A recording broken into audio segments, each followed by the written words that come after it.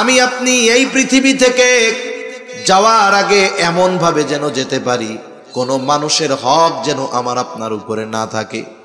কিয়ামতের দিন শয়তানের ধোঁকায় পড়ে যদি আল্লাহর হক দুনিয়ায় নষ্ট করে থাকি, আল্লাহ তাআলা চাইলে হয়তো মাফ করে দিতে পারে, কিন্তু বান্দার হক বান্দা যতক্ষণ ক্ষমা না করবে ততক্ষণ পর্যন্ত আল্লাহ তাআলাও ক্ষমা করবে না। নবীজি বলেন যে আল্লাহর সন্তুষ্টির জন্য মসজিদ বানাইলো, তার লাভ কি? বলে বানাল্লাহু লাহু বাইতান ফিল জান্নাহ, আল্লাহ তাআলা তার জন্য জান্নাতে ঘর বানাবে। সুবহানাল্লাহ কয় না? এখন বলেন তো, এই ফজিলতের আশায় যদি সকলেই একটা কইরা মসজিদ বানায়, তাইলে তো ইমামও থাকবো না, মুয়াজ্জিনও নাই, মুসল্লিও নাই, তাই না? ও চিন্তা করছে এত বড় ফায়দা, তাইলে আমি আমার বাড়ি 200 ইট দিয়া ছোট্ট একটা মসজিদ বানাই। সবাই কয় আমিও বানাই।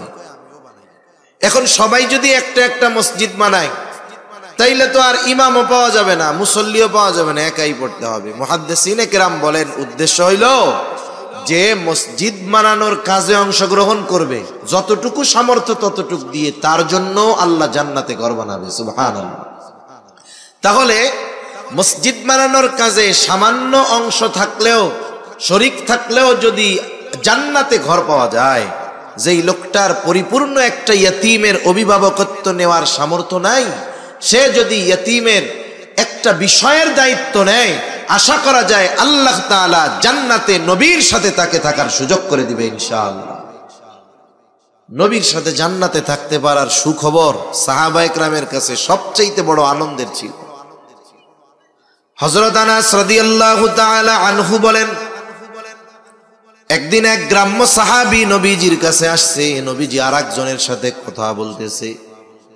আদব হলো যখন কেউ কারো সাথে কথা বলে, কথার মধ্যে কথা জিজ্ঞাসা না করা। গ্রামের মানুষ সহজ সরল বুঝে না।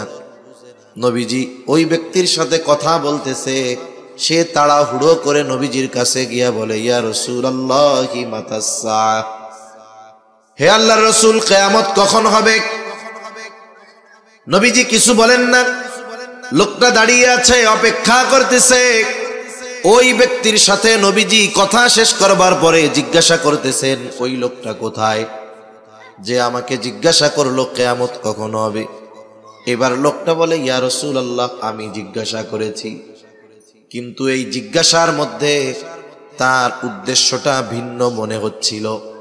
এই জন্য নবীজিও তাকে পাল্টা প্রশ্ন করলেন, মা আ'দাত্তা লাহা, তুমি কিয়ামতের জন্য কি পাথেয় সংগ্রহ করছো? কারণ তার প্রশ্নের মধ্যে ভাব মনে হচ্ছিল এরকম যে সে কিয়ামতের জন্য রেডি, কিন্তু কিয়ামত আসে না। এই জন্য জিজ্ঞাসা করতেছে যে কিয়ামত কখন আসবে। একটা হলো নবীজি তো উম্মতের রুহানি ডাক্তার, ওই ব্যক্তি প্রশ্ন যাই করুক উদ্দেশ্য কি এটা উনি অনুধাবন করতে পারছেন। এই জন্য তাকে পাল্টা প্রশ্ন করছে যে তুমি কিয়ামতের জন্য কি পাথেয় সংগ্রহ করছো, কিয়ামত কখন হবে জিজ্ঞাসা করতেছো। আর যদি তার উদ্দেশ্য হইতো কিয়ামত কখন হবে এই খবর জানা, তাহলে হয়তো নবীজি বলতেন, কিয়ামতের আলামতগুলো বইলা দিতেন, ওই সময়ের পরে কিয়ামত হবে, এই সেই। কিন্তু নবীজি তারে পাল্টা প্রশ্ন করছে, মা আ'দাত্তা লাহা। এখন লোকটা জবাবে কি বলে? বলে, আমি আল্লাহ এবং তার রাসূলকে ভালোবাসি। নবীজি জবাব দিলেন, আল মারউ মা'a মান আহাব্বা। লোকটা এবার এই জবাব শুনে বাড়ির দিকে হাঁটা দিল, যে যাকে মোহাব্বত করে তার সাথে অবস্থান করবে। প্রশ্ন করছিল কি? বলে কিয়ামত কখন হবে। জবাব শেষমেশ হইল কি? বলে যে যাকে মোহাব্বত করে তার সাথে অবস্থান করবে। আসলে ওই গ্রাম্য সাহাবী কিয়ামত কখন হবে মূলত এটা জানতে চায় নাই। তার উদ্দেশ্য ছিল কিয়ামতে জান্নাতে যখন যাব কোথায় আমি থাকব। যদি সে তার মূল প্রশ্নের মানে যেটা উদ্দেশ্য জবাব না পাইতো, সে আরো প্রশ্ন করত। তার মানে বোঝা গেল তার জানা উদ্দেশ্য ছিল যে আমি তো আপনারে ভালোবাসি, মারা তো যাব, কিয়ামত তো হবে, তাহলে অবস্থা কি হবে। নবীজিও জানায় দিছেন যে যারে ভালোবাসে তার সাথে অবস্থান করবে। লোকটা বাড়ির দিকে হাঁটা দিছে, আর কিছু বলে না। হযরত আনাস রাদিয়াল্লাহু তাআলা আনহু বলেন, নবীজির মুখে যখন শুনলাম আল মারউ মাআ মান আহাব্বা, যে যাকে মোহাব্বত করে তার সাথে অবস্থান করবে, তিনি বলেন ঈমান আনার পরে এই কথা শুনে আমরা এতটা খুশি হয়েছি, আর কোনো কথা শুনে এত খুশি আমরা হই নাই। তাহলে নবীর সাথে জান্নাতে থাকার খবর শুনে সাহাবায়ে কেরাম ইসলাম গ্রহণের পরে এই খবরটাকে সবচাইতে আনন্দের খবর মনে করছেন। সেই সুযোগ আমাদের জন্য আছে না নাই? জোরে বলেন, আছে না নাই? এজন্য মাদ্রাসায় এতিম হোক, আমার আপনার পাড়া প্রতিবেশী হোক, আমি আপনি চেষ্টা করব কমপক্ষে তার নির্দিষ্ট একটা চাহিদা বা একটা প্রয়োজন পূরণ করে ওই বিষয়ের অভিভাবকত্ব গ্রহণ করার চেষ্টা করব। এতে আরো লাভ আছে, এতে আরো লাভ আছে। রাসূলুল্লাহ সাল্লাল্লাহু আলাইহি ওয়াসাল্লাম বলেন, আপনি একজন অভাবী তার প্রয়োজন পূরণ করবেন, আল্লাহ রসুল বলেন আল্লাহ তাআলা তাইলে আমাদের দুনিয়া আখিরাতের প্রয়োজন মিটাইয়া দিবে। সুবহানাল্লাহ। তাহলে ইয়তীমের সাথে সদাচরণ, ভালো ব্যবহার, ইয়তীমের অভিভাবকত্ব গ্রহণ করা, আবার যদি কারো অধীনে কোনো ইয়তীম থাকে তার সাথে খারাপ আচরণ না করা। মনে করেন ভাই মারা গেছে, ভাতিজা আপনার অধীনে আছে, বোন মারা গেছে, ভাইগনা ভাইগনি আপনার অধীনে আছে, খবরদার ঘরে যদি ইয়তীম থাকে সদাচরণ করা দরকার। কারণ নবীজি বলেন ওই ঘর কতই না উত্তম ঘর যেই ঘরে একজন ইয়তীম আছে আর তার সাথে সদাচরণ করা হয়, আর ওই ঘর কতই না নিকৃষ্ট ঘর যেই ঘরে একজন ইয়তীম আছে আর তার সাথে অসদাচরণ করা হয়, খারাপ ব্যবহার করা হয়। বুজুর্গানে দিন বলেন যেই ঘরে ইয়তীম আর তার সাথে ভালো ব্যবহার করা হয় ওই ঘর আল্লাহ তাআলা রহমত বরকত দিয়ে ভরপুর করে দেয়। আবার যেই ঘরে ইয়তীম তার সাথে অসৎ আচরণ করা হয় আল্লাহ তাআলা ওই ঘর থেকে রহমত বরকত উঠায় নিয়ে যায়। এই জন্য একটা ইয়তীম বাচ্চা সে যখন পিতা হারা মাতা হারা হয়ে যায় সে অনেক ভালো খাবারের প্রত্যাশী হয় না, সে ভালো আচরণের প্রত্যাশী হয়। এই জন্য আব্দুল মুত্তালিব যখন দুনিয়া থেকে চলে যাবে, আব্দুল মুত্তালিব হলো আমার আপনার নবীর অভিভাবক, দাদা, বয়স নবীর 8-এর কোঠায়। আব্দুল মুত্তালিব জীবনের অন্তিম সময় সন্তানরা পাশে, আব্দুল মুত্তালিব আমার আপনার নবীর অভিভাবকত্ব আবু তালেবের উপরে চাপায়া দিলেন। কিন্তু ইতিহাস বলে ওই সময় আব্দুল মুত্তালিবের যত সন্তান ছিল সবাই নবীজিকে অনেক অনেক ভালোবাসতো, কিন্তু সবার বেশি ভালোবাসার মধ্যে আবু তালেব বেশি ভালো নবীজিকে বাসতো। কিন্তু আবু তালেব অন্যান্য ভাইদের তুলনায় সবচাইতে বেশি গরিব ছিল। আব্দুল মুত্তালিব ধনী সন্তানের কাছে আমার আপনার নবীকে রেখে যান নাই, বরং সবচাইতে গরিব তবে বেশি ভালোবাসে এই সন্তান আবু তালেবকে আমার আপনার নবীর দায়িত্ব তিনি বুঝায়া দিলেন। আব্দুল মুত্তালিব বুঝতে পারছে যে ভালো খাওয়া ভালো পড়া এর দ্বারা ইয়তীম খুশি হয় না, বরং ওরে আপনি পান্তা ভাত খাওয়ান, ভর্তা ডাইল খাওয়ান, কিন্তু ওরে একটু মাথায় হাত বুলায় দিবেন, একটু আদর করবেন, এতে ও বেশি খুশি হয়। ঠিক কিনা বলেন?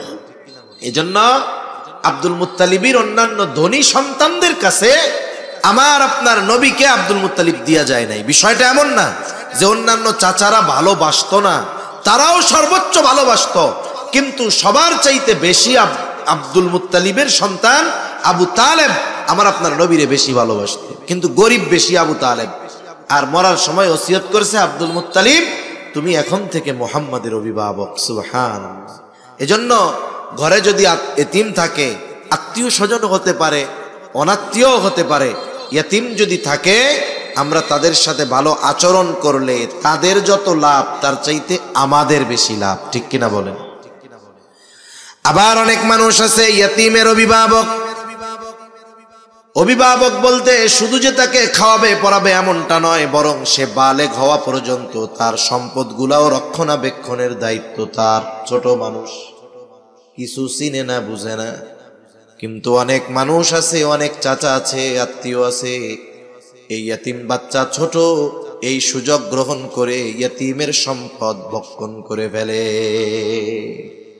আছে না এরকম আল্লাহর ওলি? অনেক আছে। ভাই মরছে, বেজার হওয়ার চাইতে খুশি বেশি হয়েছে। চিন্তা করে একবারে সেনবাগ চৌরাস্তার মোড়ে আমার বাপের জমি যেটা 3 শতক 4 শতক, আমরা ভাই 2টা, ওই ভাই বাইসা থাকলে তো তোমাকে 2 ভাগ হইতো, 2 শতক কইরা হয়ে যাইতো, বাড়ি টাড়ি করা যাইতো না। এখন ভালোই হইছে, বাতিজারে বুস্টুস দিয়া অন্য জায়গা থেকে একটু জমি দিয়ে 4 শতকে সুন্দর করে 7 তলা ফাউন্ডেশন দিয়ে বাড়ি উঠাবো, 2 তলায় মার্কেট হবে, আর 5 তলা ভাড়া দিয়ে বসে বসে আমিও খাবো, আমার বাচ্চারাও খাবে। এরকম লোক আছে না নাই? ও চিন্তা করতেছে এই সম্পদ দ্বারা আমার অগ্রগতি উন্নতি হবে। স্বাভাবিকভাবে অন্য মানুষের হক মেরে খাওয়া এটা জঘন্য পাপ, আল্লাহ তাআলা মানা করছে। আল্লাহ বলেন, ওয়ালা তাকুলু আমওয়ালাকুম বাইনাকুম বিল বাতিল, অন্যায়ভাবে তোমরা কারো সম্পদ ভক্ষণ করো না। অনেক সময় আমাদের অঞ্চলগুলোতেও হয়, অনেকে বিভিন্ন সিস্টেমে অন্যের জমির মধ্যে দখল দেয়। এই যে কাজগুলো করে এটা বড় অন্যায়। হাদিসের মধ্যে আসছে, নবীজি বলেন, দুনিয়াতে কেউ যদি অন্যায়ভাবে কারো 1 বিঘত জমিন অন্যায়ভাবে দখল দেয়, কিয়ামতের দিন আল্লাহ রাব্বুল আলামিন তার গলায় 7 তবক জমিন পেঁচায়া দিবে। এজন্য সাধারণভাবে কারো হক আমরা মাইরা খাবো না, সে যে হয় হোক। ইয়তীমের সম্পদের ব্যাপারে আল্লাহ তাআলা আরো হুঁশিয়ারি করেন। ইয়তীমের সম্পদকে আল্লাহ তাআলা আগুন বলে অভিহিত করেছেন। আল্লাহ তাআলা বলেন, ইন্নাল্লাযীনা ইয়াকুলুনা আমওয়ালাল ইয়াতামা যুলমান ইন্নামা ইয়াকুলুনা ফি বুতুনিহিম নারা। আল্লাহ রাব্বুল আলামিন বলেন, নিশ্চয়ই যারা অন্যায়ভাবে ইয়তীমের সম্পদ ভক্ষণ করে, ইন্নামা ইয়াকুলুনা ফি বুতুনিহিম নারা, তারা কেমন যেন আগুন দ্বারা তাদের পেট ভরপুর করে। বলেন তো, আগুনের স্থান জান্নাত নাকি জাহান্নাম? জোরে বলেন না, কোথায়? আল্লাহ তাআলাও বলেন, ওয়াসায়াসলাউনা সাঈরা, অচিরেই তার আবাসস্থল হবে জাহান্নাম।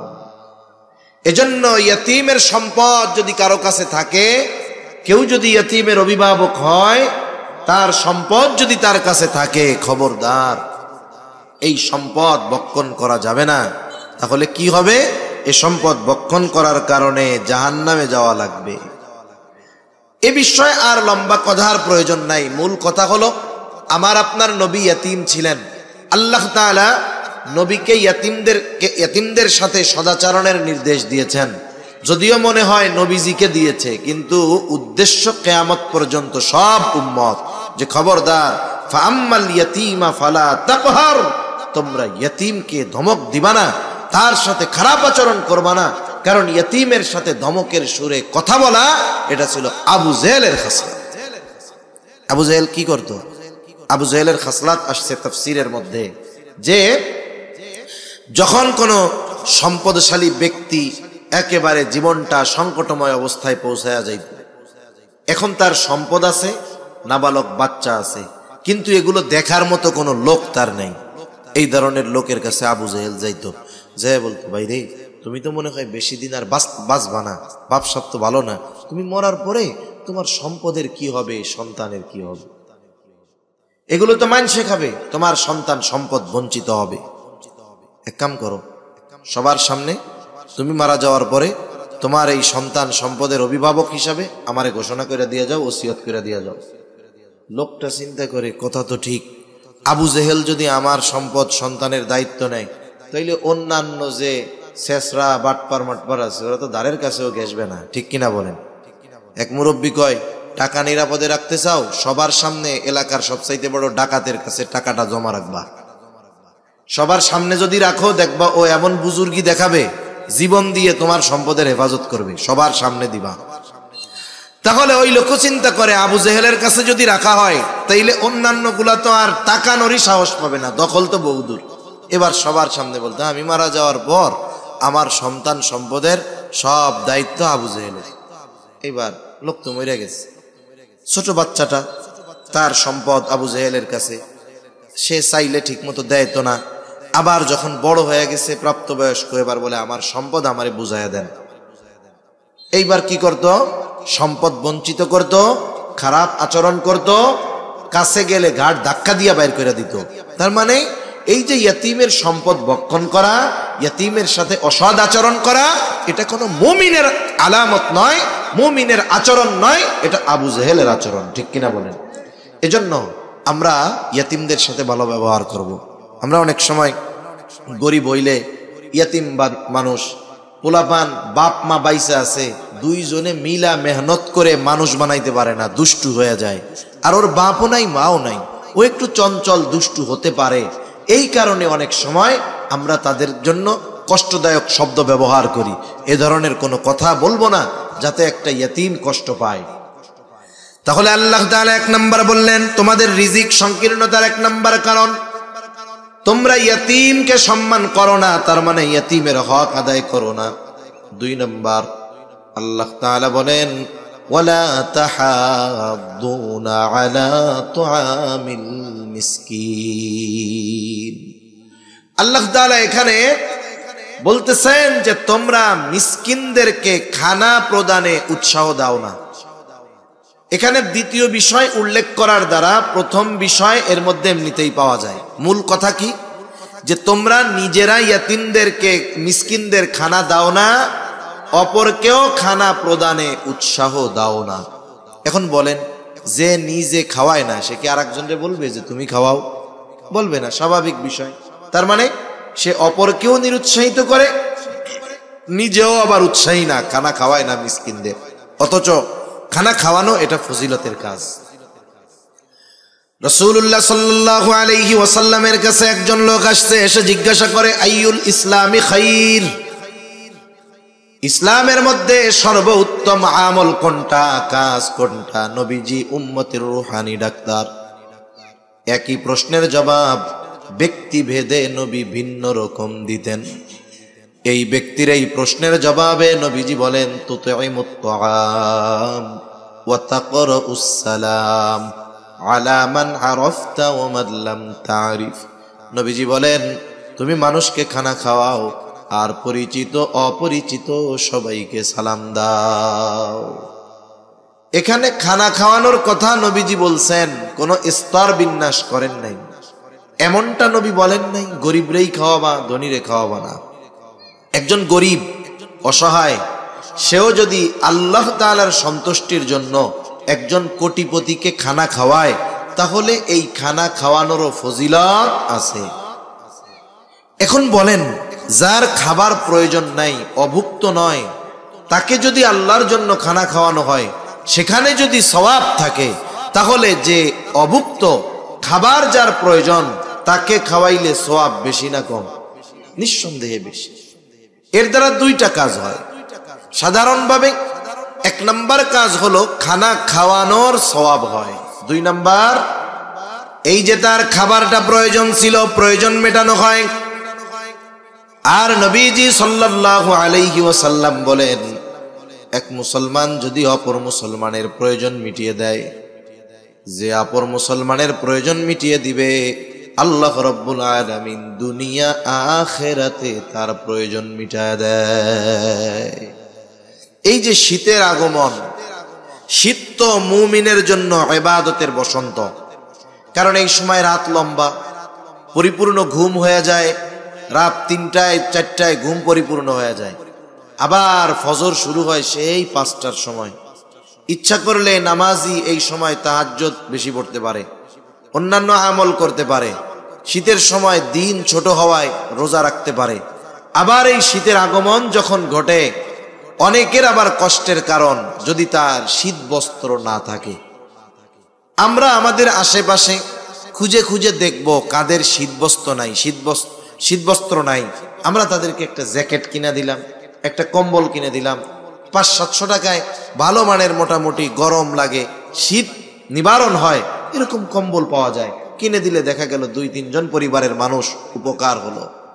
খাওয়ালে যেমন লাভ, বস্ত্র কিনে দিলেও লাভ।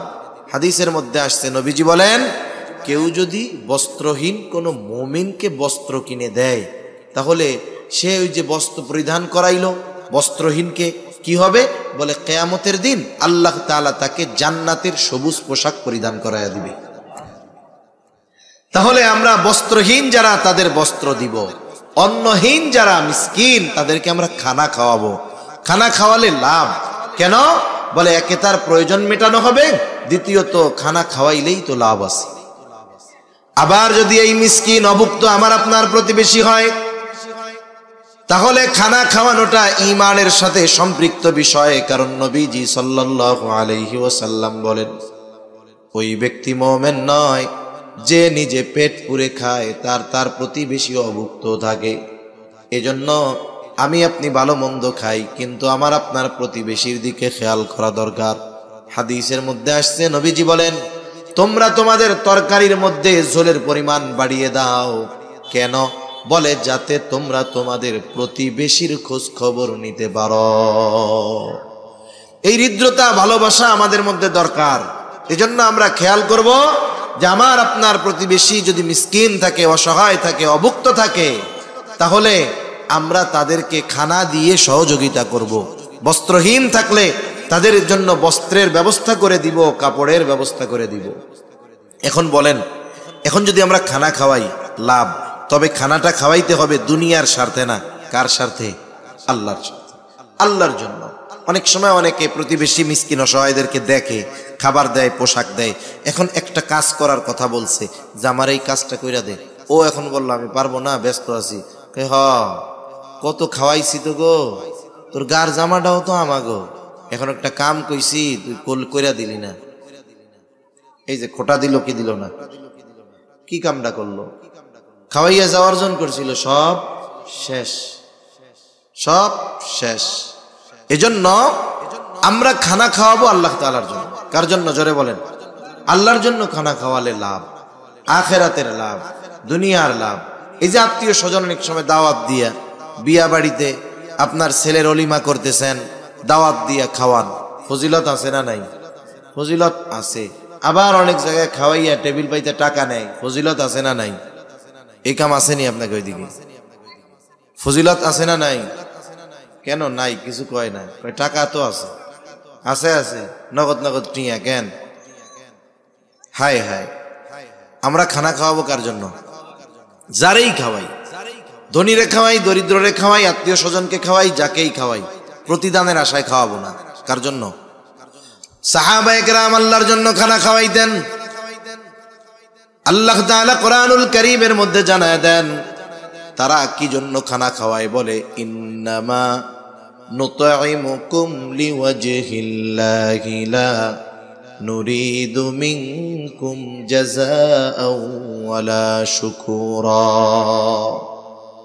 তারা কি বলে? বলে, ইন্নামা নুতঈমুকুম লিওয়াজহিল্লাহ, তোমাদের আমরা খানা খাওয়াইছি আল্লাহর জন্য।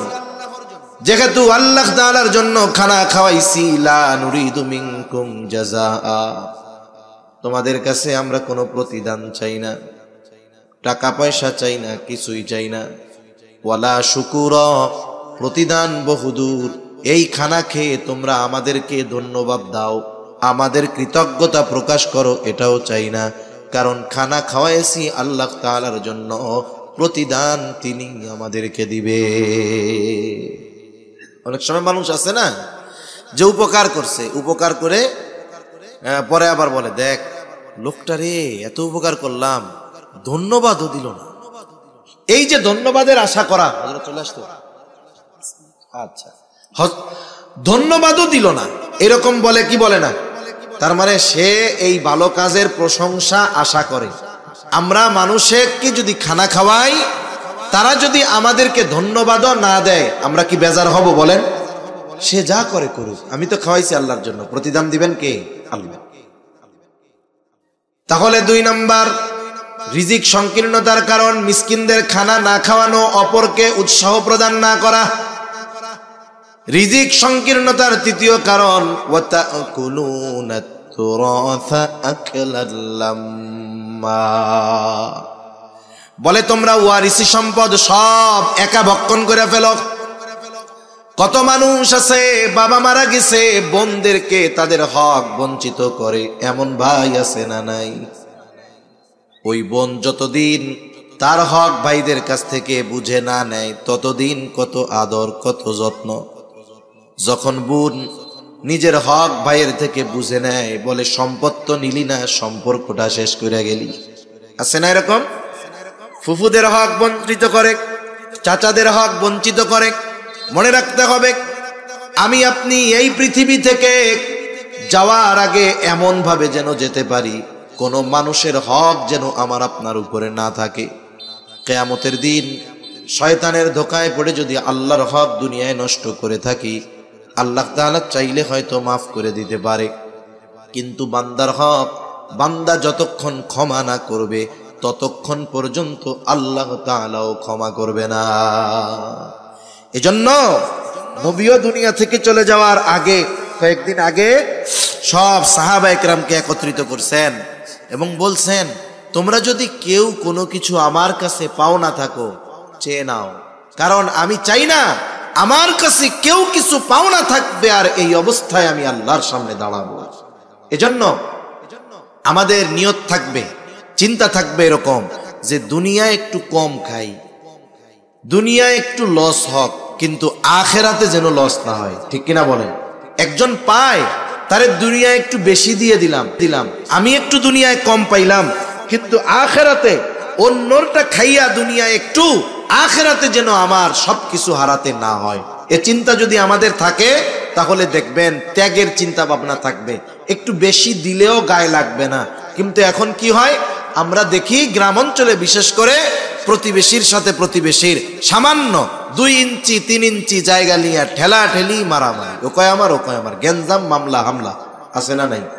আপনি 2 আঙ্গুল ছেড়া দেন না, দুনিয়ায় ছাড়লেন 2 আঙ্গুল, আশা করা যায় আল্লাহ তাআলা এই ছাড় দেওয়ার কারণে কিয়ামতে বড় বড় বিষয় থেকে আমাকে আপনাকে ছাড় দিবে। ঠিক কিনা বলেন? এজন্য বিশেষ করে ওয়ারিসি সম্পদ প্রকৃত হকদারদেরকে ফিরিয়ে দিব, দিয়ে দিব, ভক্ষণ করব না। ওয়াতুহিব্বুনাল মালা হুব্বান জাম্মা। 4 নম্বর কারণ আল্লাহ তাআলা বলেন পরিপূর্ণ অতিরিক্ত মালের মহব্বত, দুনিয়ার মহব্বত। নবীজিও বলেন হুব্বুদ দুনিয়া রাসু কুল্লি খাতিআহ। দুনিয়ার মহব্বত সকল গুনাহের মূল। বাস্তবতাও হলো এইটা, আপনি যত পাপ আছে, যত গুনাহ আছে, আমি আপনি যদি একটু চিন্তা করি সব কিছুর পেছনে দেখা যাবে দুনিয়ার মহব্বত। সুদ খায়, ঘুষ খায়, আখেরাতের জন্য না দুনিয়ার জন্য? ক্ষমতার লাইগা মারামারি করে, আখেরাতের জন্য না দুনিয়ার জন্য? চুরি বাটপারি সিটিংবাজি যত অন্যায় আছে, পাপ আছে, সব দুনিয়ার জন্য করে। এজন্য যখনই দুনিয়ার মহব্বত, মালের মহব্বত অন্তরে পরিপূর্ণ বিস্তার লাভ করে, তখন ওই লোক সব ধরনের কাজ করতে পারে, ইয়াতিমদের সাথেও খারাপ আচরণ করতে পারে, ইয়াতিমের সম্পদও খেয়ে ফেলতে পারে, কিপটা হইতে হইতে মিসকিনদেরকে খানা নাও দিতে পারে, সাথে সাথে নিজের আত্মীয় স্বজন, বোন, চাচা, ভাই, তাদের সম্পদও সে ভক্ষণ করে ফেলতে পারে। কেন? বলে তার মধ্যে পরিপূর্ণ মালের মহব্বত বিস্তার লাভ করে ফেলেছে। দুনিয়ায় চলতে মাল দরকার, নৌকা চলতে পানি দরকার, দুনিয়ায় চলতে মাল দরকার। কিন্তু মালদার হন দিনদার মালদার, দিনদার মালদার, দিনকে ঠিক রেখে সম্পদের পাহাড় হয়ে যাক বৈধ পথে, এই সম্পদগুলো ভালো কাজে ব্যয় হোক, কোনো অসুবিধা নেই। কিন্তু মাল উপার্জন করতে গিয়ে যদি দিন বরবাদ করে দেওয়া হয়, তাহলে ওই যে নৌকা চলার জন্য পানি দরকার, ওই পানি যদি নৌকার মধ্যে ঢুকে, নৌকার অবস্থা কি হবে? নৌকা শেষ। মালের মোহাব্বত যদি ঢুকে যায়, মাল অর্জন করতে গিয়ে যদি দিন ছেড়ে দেওয়া হয়, তাহলে দুনিয়া আখিরাত বরবাদ হয়ে যাবে। তা সম্মানিত উপস্থিতি, যে কথাটা মূলত বলতে চাইলাম, আমরা সকলে চাই যে আমরা এই দুনিয়ায় যেন রিজিকের সংকীর্ণতার মুখোমুখি না হই। আর বরকত এটা পরিমাণের সাথে নির্ধারিত নয়, এটা অন্য জিনিস। অল্প জিনিসের মধ্যে আল্লাহ বরকত দিতে পারে, আবার অনেক জিনিসকে আল্লাহ তাআলা বরকতহীন করতে পারে। এখন আমরা যদি বরকতময় প্রশস্ত রিজিক চাই, তাহলে আমরা ইয়েতিমদের সাথে সদাচরণ করব, মিসকিন অসহায়কে যতটুকু পারি খানা খাওয়াবো। কোনো সাইল যদি আসে, খাবার যদি চায়, তাকে আমি কড়া ভাষায় ফিরিয়ে দিব না। আমি না পারি আমার পাশের বন্ধুকে বলবো, ভাই একটা 5 টাকা দিয়ে রুটি কিনে দাও। আমি উৎসাহ দিলাম, নাই আমার কাছে, উৎসাহ দিলাম, ও কিনে দিল, ও কিনে দিয়ে যেই সওয়াব, আমি শুধু উৎসাহ দিয়ে সেই পরিমাণ সওয়াব। সুবহানাল্লাহ। সাথে সাথে আত্মীয় স্বজনের সম্পদ, বোনের সম্পদ, ফুফুর সম্পদ, ভাইয়ের সম্পদ, এগুলো মেরে খাবো না, বরং বেশি বেশি দিয়ে দিব, তাহলে আখেরাতে ধরা খাওয়া লাগবে না। সাথে সাথে দুনিয়া অর্জন করতে গিয়ে অবৈধ পন্থা অবলম্বন করব না, দুনিয়া অর্জন করতে গিয়ে দ্বীনকে বিসর্জন দিব না। এগুলো যদি আমরা করতে পারি তাহলে আশা করা যায় অল্প হোক আল্লাহ তাআলা আমাদেরকে বরকত দিবেন, রিজিক সংকীর্ণতার মধ্যে ফেলাবেন না।